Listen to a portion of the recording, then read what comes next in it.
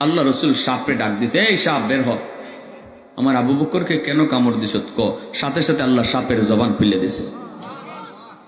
খাসাইসুল কুবরা নামক কিতাবের ভিতরে লিখেন, সাপটায় আওয়াজ দেয়া কয়, নবী গো মাপ চাই, ইচ্ছা করে আমি আপনার বন্ধুকে কামড় দেই নাই গো নবী, আমি অপারগ। ওগো নবীজি জানেননি এই গুহা আমার বাড়ি না, আমার বাসস্থান হলো ওই যে খেজুর বাগান। খেজুর বাগানে আমি থাকতাম, কিন্তু দুইজন তাওরাত কিতাবের আলেম আমার খেজুর বাগানের পাশ দিয়া যায়, আর আমার কাছে ইতারা একটু বিশ্রাম নিছে একটা গাছে। ওই সময় একজন আরেকজনকে দেখায় বলতেছে, দোস্ত ওই যে গুহাটা দেখতেছো চিননি, এই গুহাটার কথাই আল্লাহ তাওরাত কিতাবে কইছে, এই সেই গুহা, যে গুহার নাম হলো গারে সুর। এখানে আখেরি নবী হিজরতের রাতে তিনি আশ্রয় নিবেন। ইয়া রাসূলুল্লাহ, কথাটা আমি সব শুনে ফেলেছি, ওই দিন থেকে আমি নিয়ত করেছি আর বাগানে থাকবো না, আপনাকে এক নজর দেখার জন্য আমি চলে এসেছি ওই গুহায়। রাত নাই দিন নাই অপেক্ষায়, আমি বেশি দূরে যাইও না গো নবী, আপনাকে এক নজর দেখার জন্য আত্মীয় স্বজন সব সাইরা, নিজের বাড়িঘর সাইরা, নিজের গ্রাম সাইরা গুহায় আইছি এক নজর আপনারা দেখবো। কিন্তু আজকে দীর্ঘদিনের মনের আশা আমার পূরণ হতে চলেছে, আপনার বন্ধুর পায়ের কারণে বের হতে পারি না, আর কোনো রাস্তাও নাই গো নবী। এজন্য বাধ্য হয়ে আমি আবু বকরের পায়ে কামড় দিয়েছি। পাটা সরানোর পর নয়ন জোরে আমি আপনারে দেখছি। সিদ্দিক আকবরের সামনে হযরত ওমর ওই কথাগুলি কন আর বলেন, ভাই আবু বকর, ওই একটা রাতের নেকি আমারে দিবানি, আমি ওমর আমার গোটা জিন্দেগির নেকি তোমারে দিয়া দিমু। এইবার আবু বকর সিদ্দিক রাদিয়াল্লাহু তাআলা তিনি চুপ হয়ে গেলেন। তিনি ডাক দিয়া বলতেছেন, ভাই ওমর, ওই রাতে আমার কি পরিমাণ নেকি হয়েছে আমি আবু বকর নিজেও তো জানি না। চলো আমরা দুজন নবীজির কাছে যাই, যাই আগে আগে একটু বুঝি ওই রাতে আমার কি পরিমাণ নেকি হয়েছে। দুজন চলে আসলেন নবীজির কাছে। আল্লাহর নবী বলতেছেন, কি ব্যাপার? দুজন একসাথে সালাম দিয়া সিদ্দিক আকবর বলে, ইয়া রাসূলুল্লাহ, ওগো নবী জানতে চাই, আমরা দুজন জীবনের নেকি বদলা বদলি করতে চাই। ওমর তার গোটা জিন্দিগির নেকি আমাকে দিয়ে দিতে চায়, বিনিময়ে আমার গোটা জিন্দিগি চায় না, এক রাতের নেকি চায় গো নবী। অথচ ওই রাতের নেকি আমার কি পরিমাণ হয়েছে আমার নিজেরও জানা নাই, আমি আপনার কাছে জানতে এসেছি।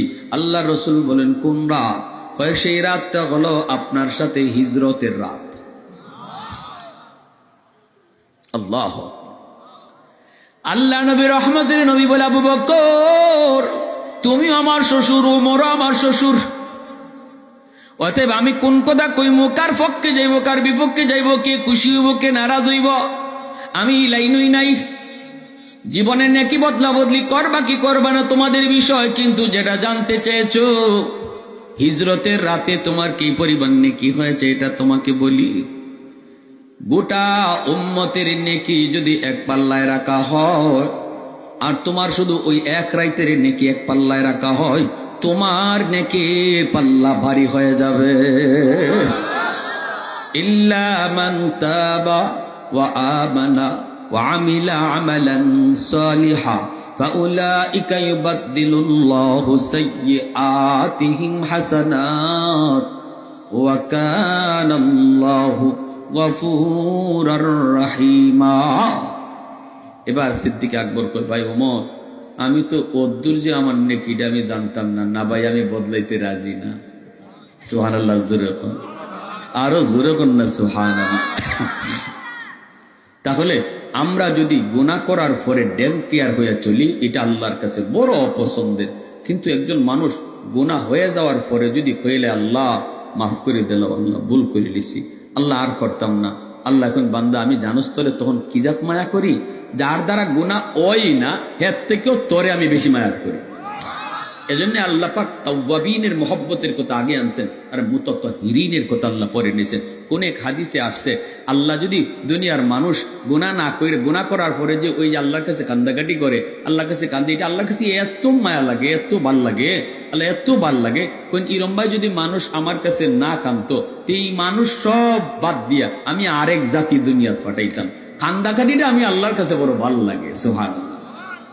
গুনাহ যদি না ওই করতো বান্দা, তুই বান্দার মানুষের রাখলামই না নেবে, এই মানুষ আমি ফালাই দিলাম না। গুনাহ করার পরে যখন কান্দে, কান্দাটা আমার কাছে মায়া লাগে।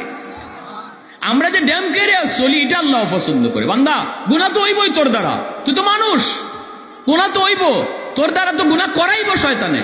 কিন্তু গুনাহ হয়ে যাওয়ার পরে তুই নিজেরে এরকম ভাবে বাহাদুর মনে কইরা আইসা আইসা চলিস না।